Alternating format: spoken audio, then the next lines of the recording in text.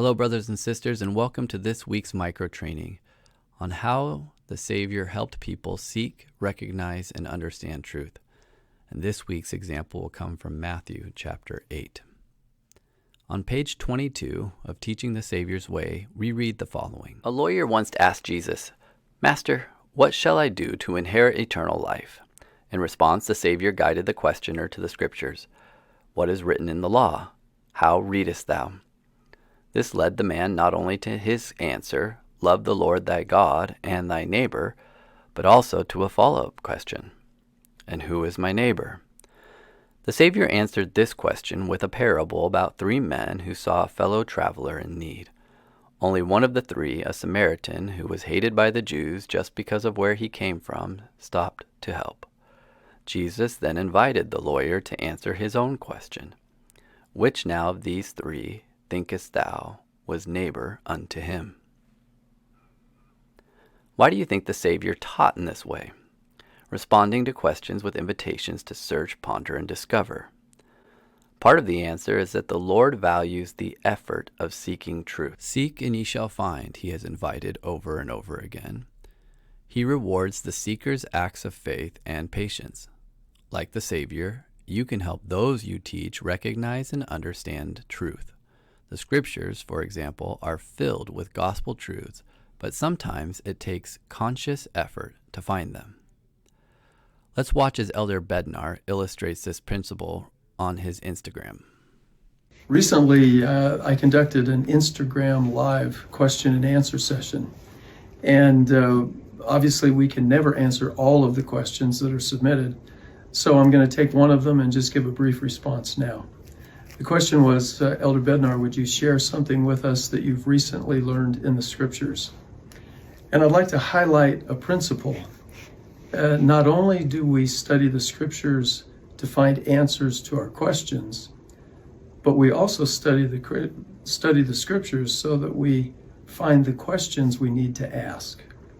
Let me give just one example from chapter 3 in the book of Jacob in the Book of Mormon. But behold, I, Jacob, would speak unto you that are pure in heart. Look unto God with firmness of mind, and pray unto him with exceeding faith, and he will console you in your afflictions, and he will plead your cause and send down justice upon those who seek your destruction. Notice that fascinating phrase of with firmness of mind. O all ye that are pure in heart, lift up your heads and receive the pleasing word of God, and feast upon his love, for ye may, if your minds are firm forever. So in this first 2 verses of chapter 3, twice we find reference to firmness of mind. Well, what I'm learning in the Scriptures is that's a great question. I'm presently trying to better understand what firmness of mind is, and I invite you to do the same thing. As you study, ponder, and pray, as you ask, seek, and knock, seek the help of the Holy Ghost to better understand what it means to have firmness of mind, as described by the prophet Jacob. On the way to school this morning, I decided to practice this with my daughter. We watched Elder Bednar's Instagram post and then listened to Matthew chapter 8 on the way to school. I invited her to ask and seek questions. Her question after listening to the chapter was, why did the evil spirits ask to go into the pigs? We proceeded to discuss her question and landed on some very sweet insights. As she left the car for school, she asks, "Dad, can we study the Scriptures every day on the way to school?" I believe because the question was hers, that there was a greater power and spirit that entered into the car, greater than any power I could have provoked if I were to have asked her the same question. Elder Richard G. Scott of the 12 Apostles teaches why there is a greater power when our students ask the questions. Impressions of the Spirit can come in response to urgent prayer or unsolicited when needed.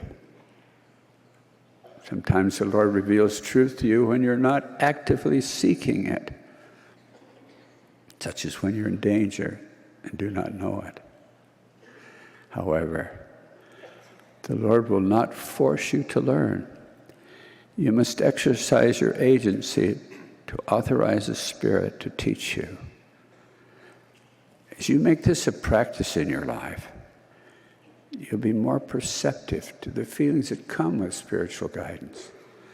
And when that guidance comes, sometimes when you least expect it, you'll recognize it more easily. It's often our feeling that most revelation is unsolicited. However, I would argue that the opposite is true. That the more we exercise our agency, the more we authorize the Spirit to teach us, for the Lord will not force us to learn. As I studied chapter 8 of Matthew, I found a thread woven between the various scenarios. The question that came to my mind is, what does Matthew chapter 8 teach us about the power of authority? Jesus has authority over leprosy, palsy, devils, and the sea. But apparently he did not have authority over the scribe, the centurion, and the multitude from the Gergesenes. Another follow-up question was, what does the centurion teach us about Jesus' authority in our lives?